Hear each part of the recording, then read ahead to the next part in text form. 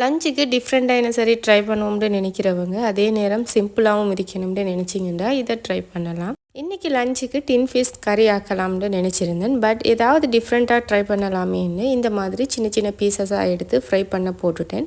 Fry பண்ண போட்டுட்டு அப்படியே மற்ற இன்க்ரீடியன்ஸை ரெடி பண்ணி எடுத்துடலாம். பெரிய சைஸில் ஒரு வெங்காயத்தை இந்த மாதிரி ஸ்லைஸ் பண்ணி எடுத்துக்கோங்க. அதே நேரம் பச்சை மிளகாய் 2-3 பீஸையும் கட் பண்ணி எடுத்துக்கோங்க. இதெல்லாம் க்ளீன் பண்ணி கட் பண்ணுற டைம்லேயே நம்மளோட டின் ஃபிஷ் நல்லா ஃப்ரை ஆகிட்டு இதை ஃபில்டர் பண்ணி அப்படியே ஒரு பவுலுக்கு மாற்றிக்கலாம்.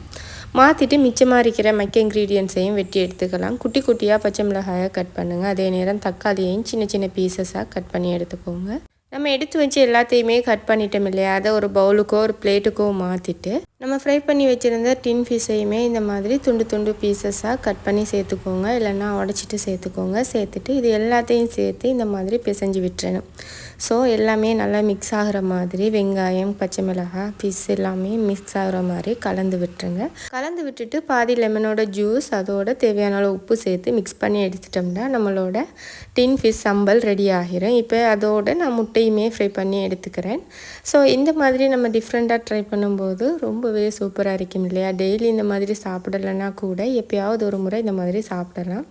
ஸோ 2 முட்டையுமே ஃப்ரை பண்ணி எடுத்துருந்தேன். அதோட சுட சுட சோறும் இந்த மாதிரி தான் என்னோடய லஞ்ச் இருந்துச்சு. தேவையான அளவு சோறை பிளேட்டில் வச்சுட்டு நம்ம ரெடி பண்ணி வச்சுருந்த சம்பளை கொஞ்சம் அதிகமாகவே சேர்த்துக்கோங்க. பொதுவாக டின் ஃபிஷ் எல்லாருமே விரும்பி சாப்பிட மாட்டோம் இல்லையா.